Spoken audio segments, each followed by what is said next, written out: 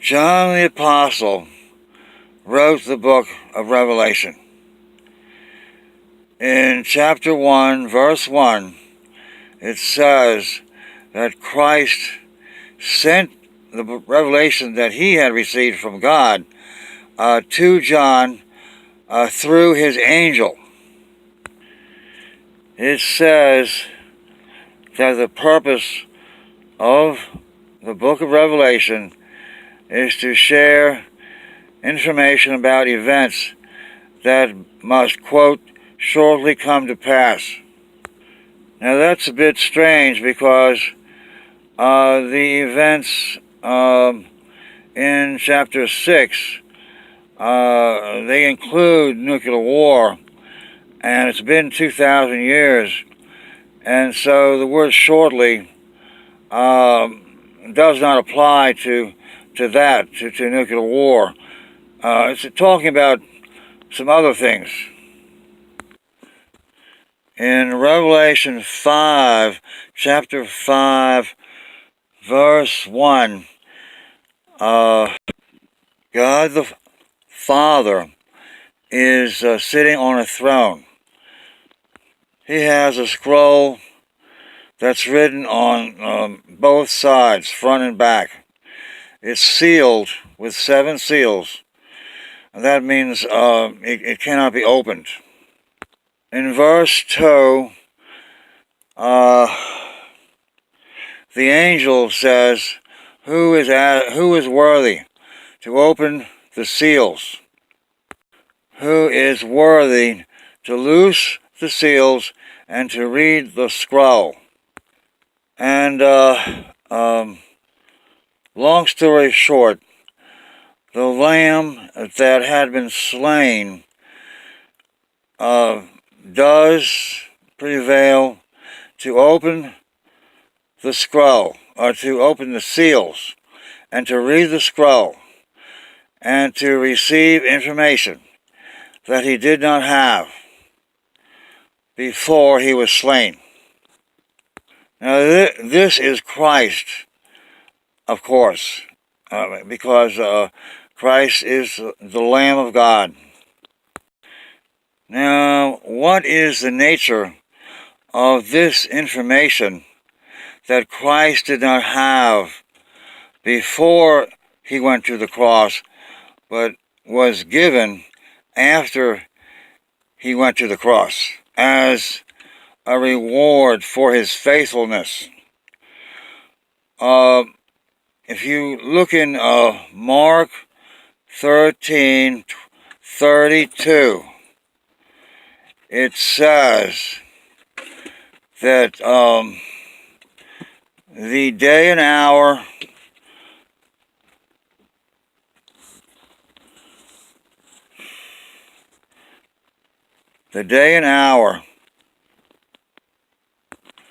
of the rapture is known only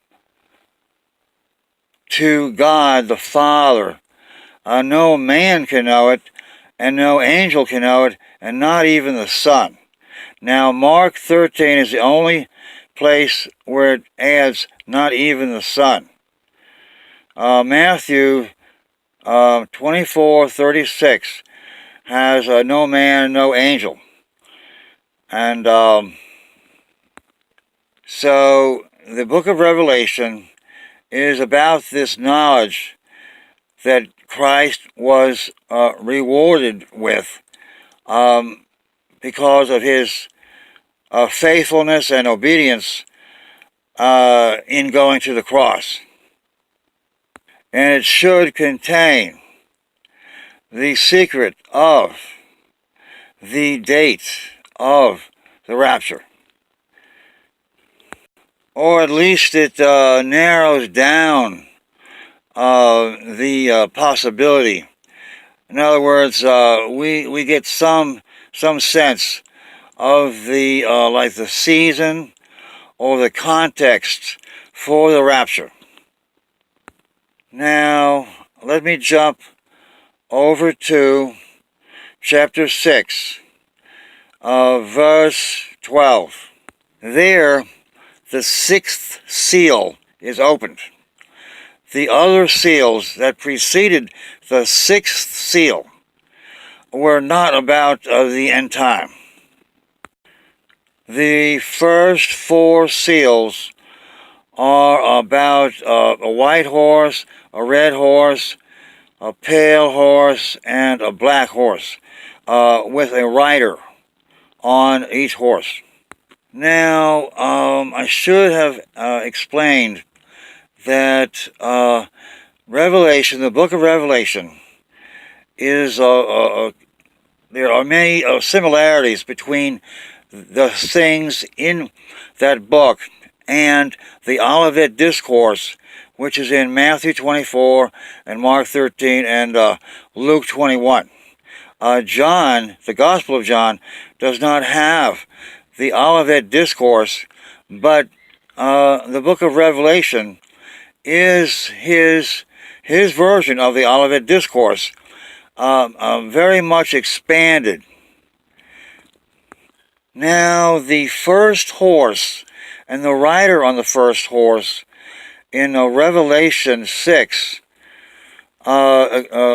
points to the Roman Empire at the height of its glory, at the height of its expanding.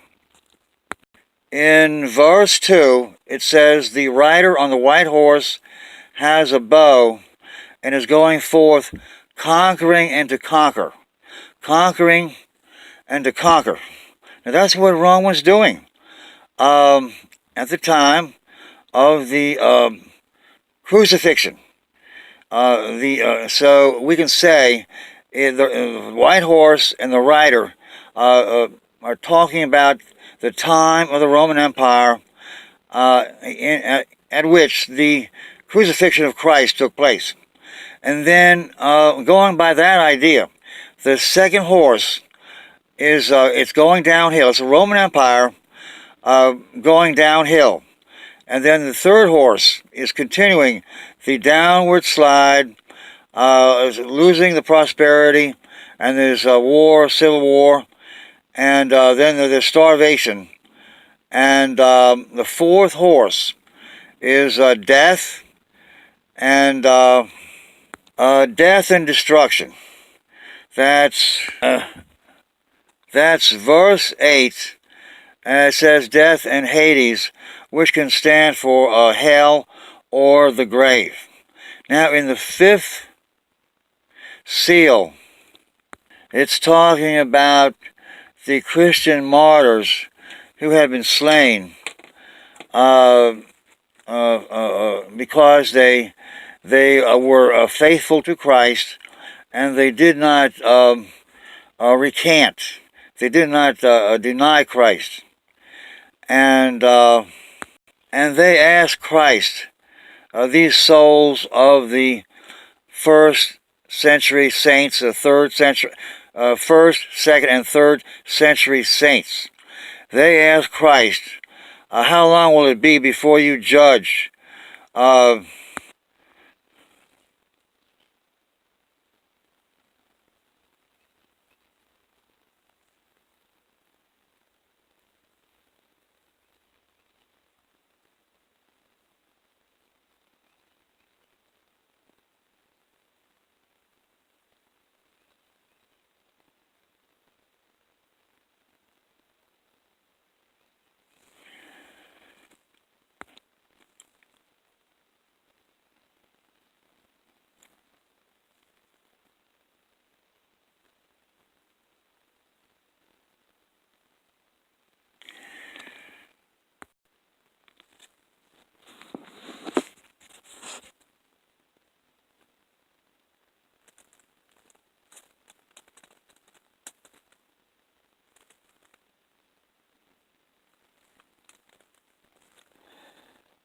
12, 13, and 14 through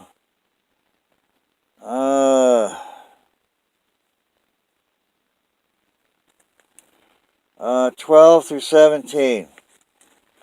The great day of his wrath.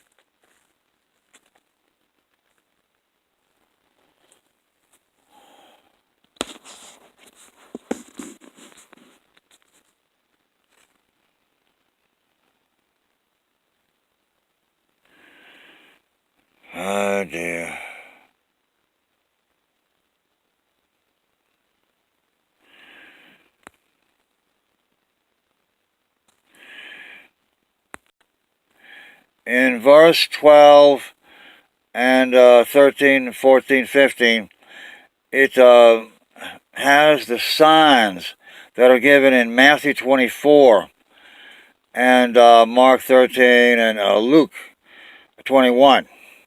And it goes into more detail. And I want to say that one of the signs is here, and it does not appear in any of the three Gospels. And that's the sign that I want to talk about in this short video. Verse 14 says, "And the sky receded like a scroll when it is being rolled up." Now that's the part that I'm interested in. The second part says, it says, "Every mountain and island was moved out of its place." But let me deal with the first half of verse 14. Instead of the sky receding like a scroll that is being rolled up, let's think in terms of a mushroom cloud in the sky, receding. And as it rolls outward, the mushroom cloud rolls outward, it fades away because it widens as it rolls. So it is disappearing, and the rolling action is similar to that of a scroll rolling up. So to that extent, the mushroom cloud that occurs at the time of nuclear war does fit the words that are spoken in verse 14. Now, as far as the mountains being removed, that would be limited to, if we think in terms of nuclear war, that would be limited to man-made mountains, skyscrapers. Skyscrapers in every big city of America are toast. They will be destroyed in the day of nuclear war. Now, as far as the islands being removed, well, that has makes no sense. It has it doesn't. Nuclear war does not fit that. But aside from that, verse 14 is worthy. Nuclear war is the answer. Now, going back to Matthew 24, verse maybe 3, Christ says the temple would be destroyed, the beautiful temple. The disciples say, "Isn't the temple beautiful?" And Christ says, every stone will be thrown down. And the disciples say, "When will this be? And what is the sign of your return?" Now in Luke 21, they ask him, "When will this be?" They don't ask him about the sign of his return. So according to Luke, he gives that information without being asked. Whereas in Matthew, they put in the idea of the disciples asking him so that his answer is in response to their question. But I go with Luke 21, and because they would not connect the destruction of the temple with the return of Christ, in my opinion. So what he does is he talks about the Roman-Jewish War, which is when the temple was destroyed, and then he jumps over. He talks about the Roman-Jewish War and the exile of the Jews, which would continue, he says, until the time of Gentile rule over Jerusalem, would come to an end. And then he goes in to the return of the nation. And within one generation of the return of the nation, he goes into these signs. The signs in Luke, they don't go into what the signs are, but you have to combine Luke 21 with Matthew 24. And Matthew 24, it has the sun turning dark. In Revelation, it turns black. And the moon turns dark. And in Revelation, it turns red, a blood red. And now, why would nuclear war serve as the sign, or one of the signs, sign of Christ's return? Well, nuclear war in Revelation 13, verse 7, it says the Antichrist will make war against the saints, which would mean the Christian countries, the leading Christian countries, and he will overcome them. And then it says he will gain power over every nation. That's verse 7. And so this has to be a nuclear power, a nuclear superpower, because if any other nation tried to take over the world that did not have nuclear weapons and was not only had them, but was a real superpower, one of the superpowers could wipe that nation out. And there are two superpowers in the world, America and Russia. Now, America is not thinking in terms of launching nuclear war, and so by the process of elimination, we see clearly that Russia is the guilty party. In Revelation 13:7, it says the beast will make war. Well, this war is against Europe, because this war is an explanation of Daniel 7, verse 8. It's also an explanation of Revelation 13, 3 and 4, the deadly wound, which is not deadly. And a nuclear war is supposed to be deadly to both sides. Mutual assured destruction, MAD. But Russia has found a way to escape the word mutual. It won't be mutual assured destruction. It will be a one-sided destruction, assured destruction for America. And when Russia emerges from nuclear war without being destroyed, the whole world will say the words that are in Revelation 13, 5 and 6. They'll say, who can make war with Russia or with Gorbachev? Because he's the leader that will become the ruler of Europe and also of Russia. He never gave up power at the end of 1991. Putin is his puppet. Yeltsin was his puppet. And so why did Gorbachev go through the charade of giving up power? Well, he was trying to get America to believe the lie that Russia was going democratic.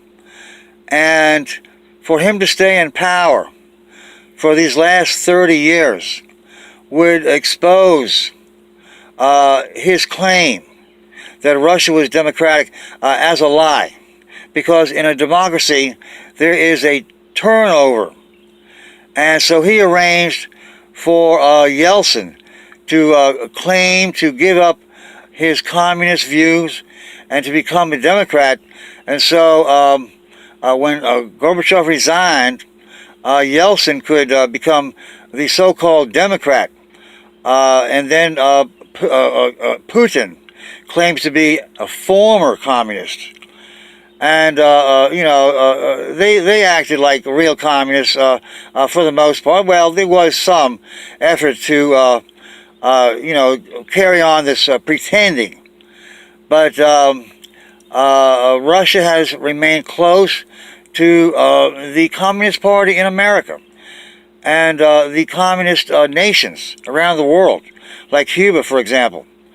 And they had to stop giving aid to Cuba for a while. But they arranged for Venezuela to take Russia's place. How did Yeltsin become popular enough to be elected as a so-called democratic candidate? Well, they had this false coup attempt where Gorbachev was overthrown by old-style communists.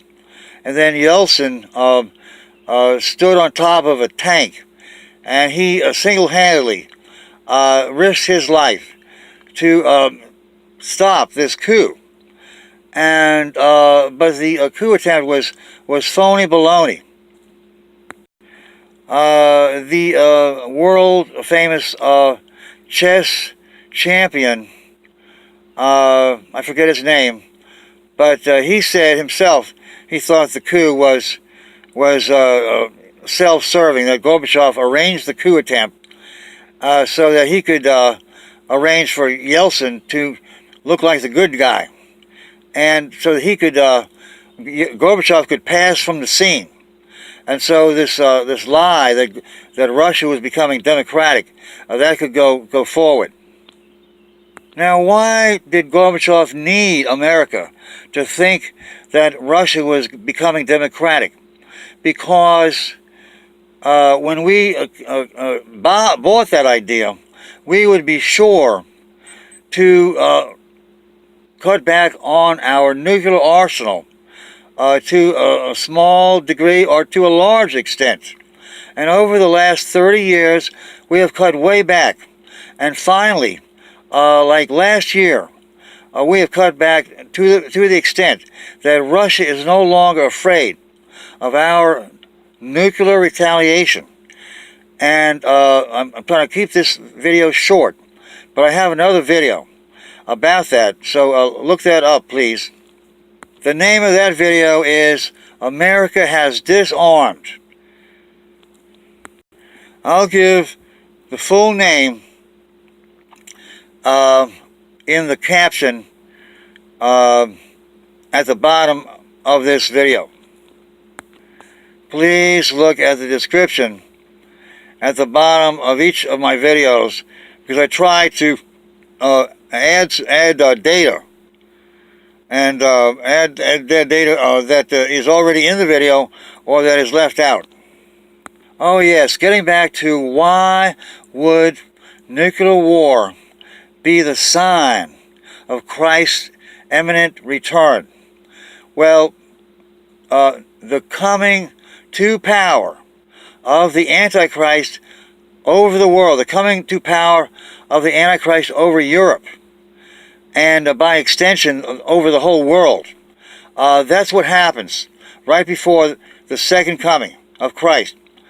And the idea is Russia overruns Europe, and they wipe out the big cities of America.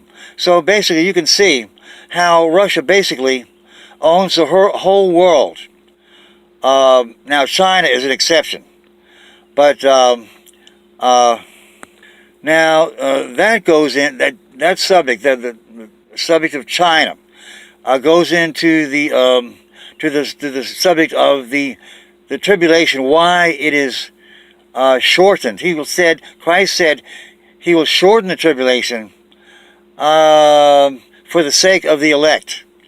Otherwise, no flesh would be left. Now that is a hyperbole. That means an exaggeration. But it's true enough. In other words, it